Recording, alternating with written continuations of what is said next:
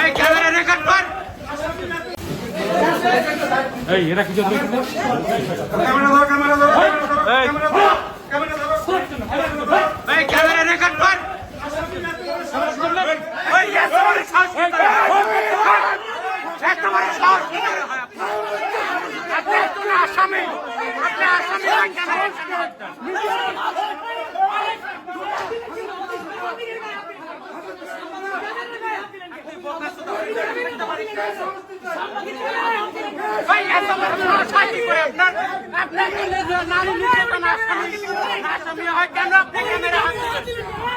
camera হাত দিলে গেল